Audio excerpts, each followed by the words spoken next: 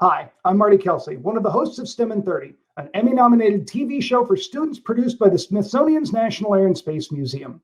We are really excited about this interview. In just a few minutes, I'm going to be talking to Andy Weir, the author of The Martian, about his brand new book called Project Hail Mary. You can get your own copy of Project Hail Mary or The Martian. Head over to the Smithsonian store. If you've already gotten a copy, let us know what you thought down in the comments section. Before I bring Andy in, I want everybody to know we're going to try to not have spoilers during this interview, but a few may pop up. It's now my great pleasure to introduce the author of Project Hail Mary, Andy Weir. Andy, how are you doing tonight? I'm doing great. How about you? Doing great. I guess it's actually afternoon where you are. Well, yeah. I mean, I'm on the West Coast. Cool. All right. Well, first, let me say that the main character of this book is a teacher. I was a teacher for 17 years. Thank you, number one. But number two, why did you choose a teacher?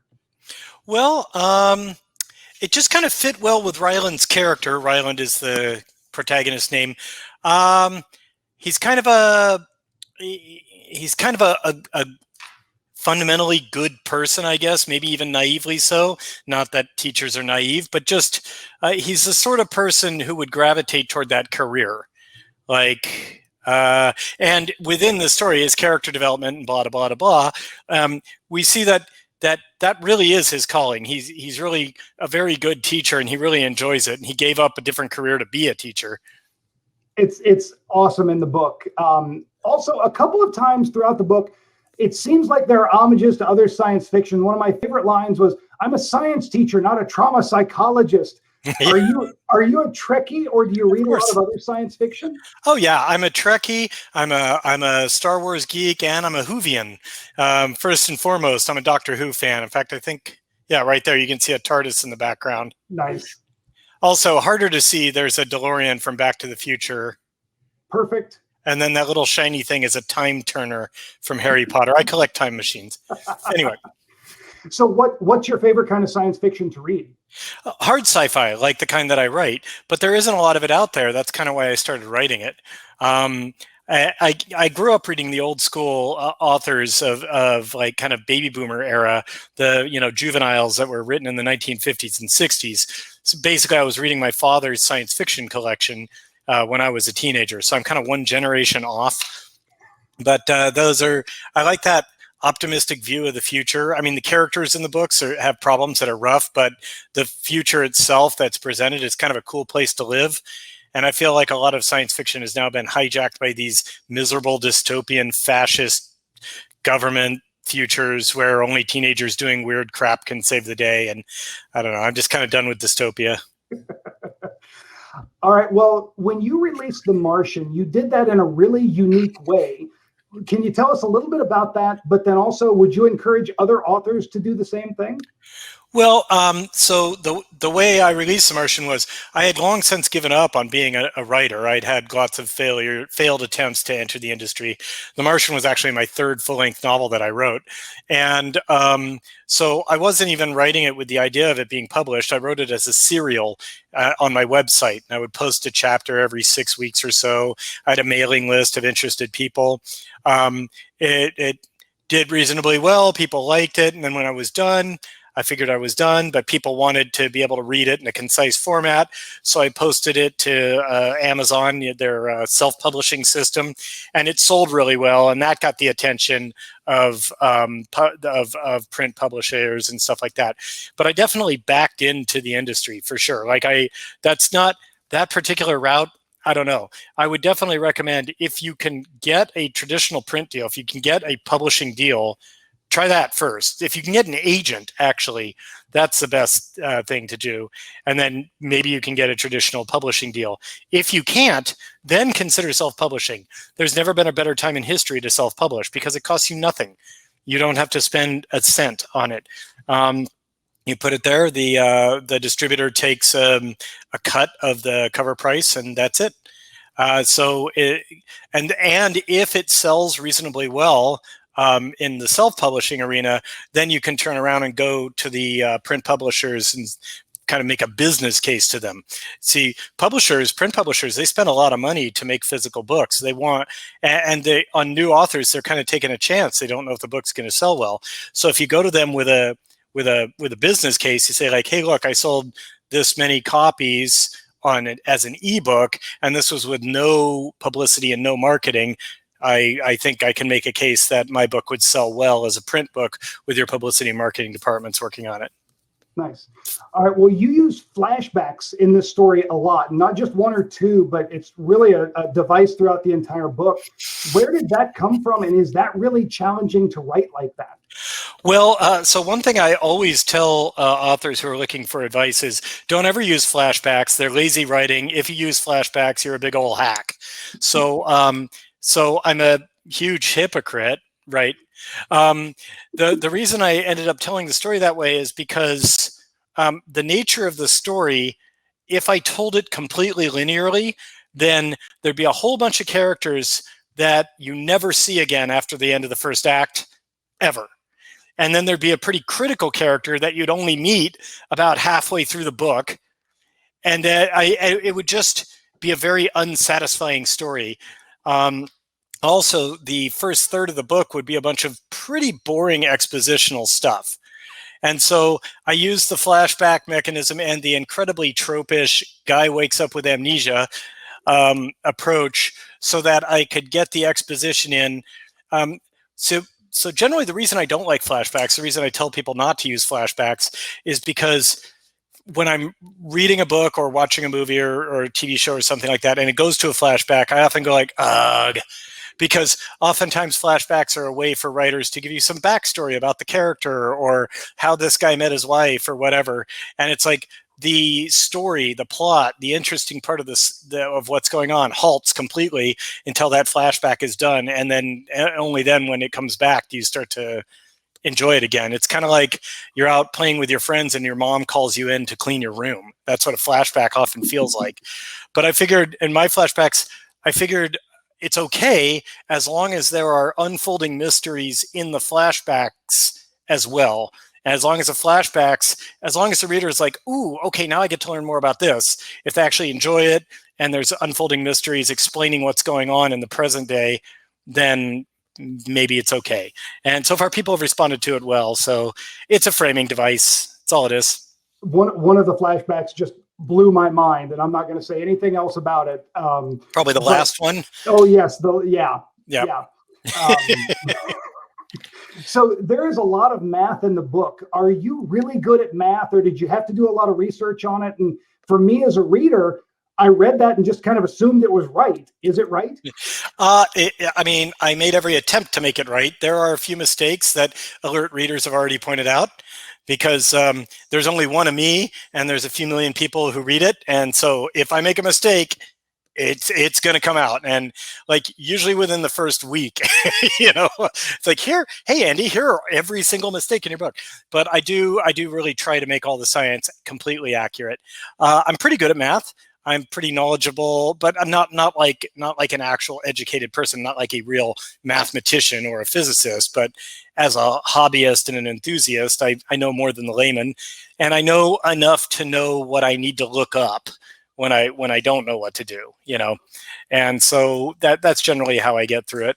And in some cases, I can't even find the information I'm looking for, and so that's when I start calling friends or having written The Martian, I have a bunch of really cool contacts and people. I asked Dr. Jim Green, who is now the chief scientist of NASA, but when I first met him, he was the head of planetary sciences. I said, like, hey, Jim, I have some questions about how atmospheres on exoplanets might work. And he's like, well, let me put you in touch with a guy who can tell you all about that. And that was really cool. That's awesome. And the nice thing about the math in the book is that it really tells an important part of the story, but it doesn't overwhelm the reader, which I think is a huge thing. Well, thank you. That is a thing that's always a challenge. Like I want the science to be accurate, which means the reader needs to understand enough of the science to understand why this thing will work and this other thing won't work and so on. But I don't want my book to read like a Wikipedia article or a textbook. So it's all about getting that information across to the reader in a way that's entertaining and not too boring, and also just giving the minimum amount of information they need to know to understand the problem without going too far. Just because something's really interesting to me doesn't mean it's going to be that interesting to them. And one thing I've gotten feedback from a lot of readers is they say like, sometimes when it gets really mathy, I just kind of gloss over or skim that paragraph, and I'm fine. I assume that's all going to be correct. And at first, when I first started hearing that, people said that about The Martian and Artemis too. At first, when I heard that, I was like, hey, I put a lot of work into that. Come on, man. But then I started to realize, no, hang on a minute. This means that I've developed a rapport with my reader so well that they just implicitly trust that all this stuff is correct. There's no suspension of disbelief issues at all. And they're like, I'm going to take your word for it. And that is a great relationship to have with your reader. So I decided, oh, wait, no, I'm not going to complain about that at all. Nice. Well, I heard you say in a previous interview that you're still getting better at character development. As a writer, do you think that process is ever going to be done? Are you going to get to a point where you're like, yep, I am good at character development now? No, I'm never going to get to a point where I think I'm good at anything. And by the way, you phrased it very nicely. Like you said, I'm going to get good at character development. No, the way I phrase it is I say my biggest weakness is character depth, complexity, and development. The Martian, for instance, is a completely plot-driven story. Mark Watney has no depth at all. No one would accuse it of being literature. At the end of the book, he's exactly the same as he was at the beginning of the book, right? And the only thing you ever learn about him, this deep, complicated man, is that he didn't want to die. That's it. That's the extent of his character, right? So I really I see that as my biggest weakness. I think I come up with pretty interesting plots and settings and like kind of the sciencey ideas and how to take some small change and make it into a big thing. I think I've got those things down, but character depth and growth I consider that a big weakness of mine. That's why I really leaned into it with the protagonist of Project Hail Mary. I really worked hard to have him, undergo growth and have depth and complexity. Awesome. And it's really well done. Thank you. I've heard you say the junkyard of my mind before. What does that mean? Well, Project Hail Mary, when you read it, seems like kind of smooth and streamlined and like everything came together nice, but that was not easy. It came from a bunch of unrelated ideas that I had for stories that had been bouncing around in my head, any one of which was not enough to be a book. So, like one idea is this, how about a spacecraft fuel that can convert mass into light? We'd be able to do a lot of neat stuff with that. But that by itself, not that interesting. Okay, well, what about what about a person who has this incredible amount of authority and she can just tell anyone in the world what to do and she has to solve some big problem? Well, that's interesting, but not enough to carry a story, and so on. And so a lot of the elements of Project Hail Mary are things that were in the junkyard of my mind. A lot of them were taken from an abandoned book that I was working on called Jek. Between The Martian and Artemis, I worked on Jek for about a year. I got about 70,000 words in. For reference, The Martian's about 100,000 words.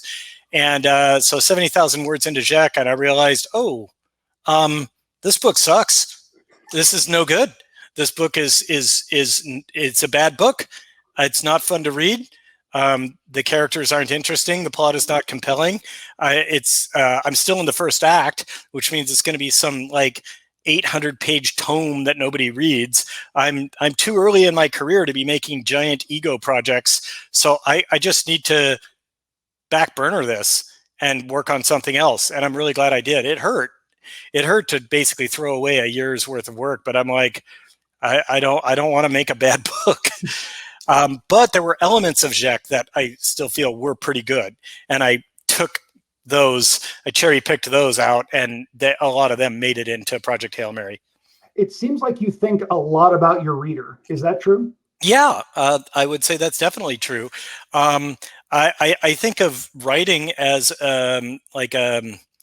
I don't know, what do you call it? It's a service industry like anything else. My readers are my customers, and my job is to give them a product that they will like. you know?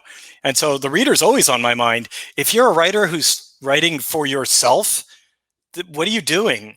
Like, would you want a cook who's cooking for the way I like to eat? No, a chef should cook something that they think you're going to like.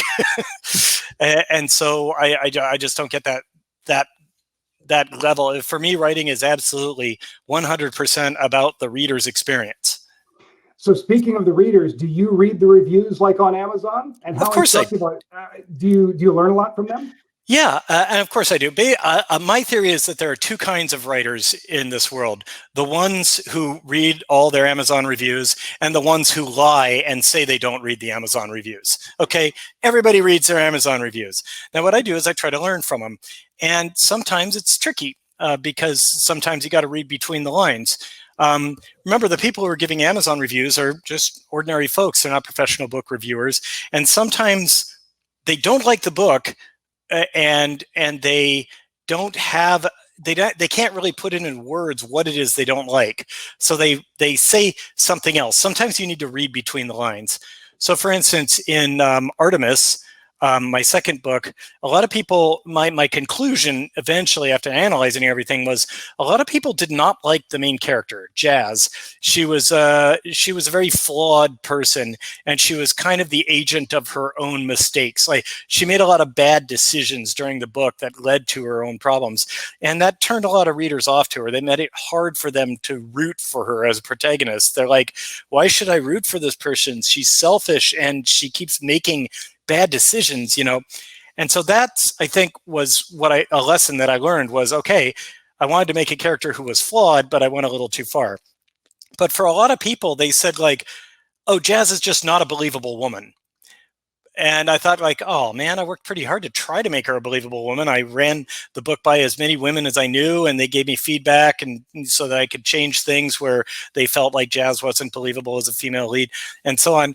And I came to realize for a lot of the people who are saying Jazz is not a believable woman, what they're really saying is Jazz is a woman that I don't like. You know, I would not like to hang out with this woman, you know? So that I'm getting a lot of that, because I also got a lot of female fans saying like, Jazz is great. Oh, she's just like me. Oh, I saw you did such a good job writing a strong female lead. I'm like, okay, so when I'm getting 50-50 on that, I have to assume that there's more going on. And so sometimes you really have to think about the reviews and see what they're saying and try to decipher it. That's really and try to, but again, with my kind of customer focused approach to writing, I want to know how to get better. And those reviews are how I learn it.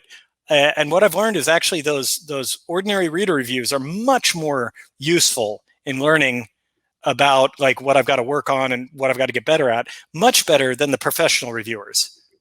Because professional reviewers aren't interested in making me a better writer. They're telling you like, okay, here's my take, you know.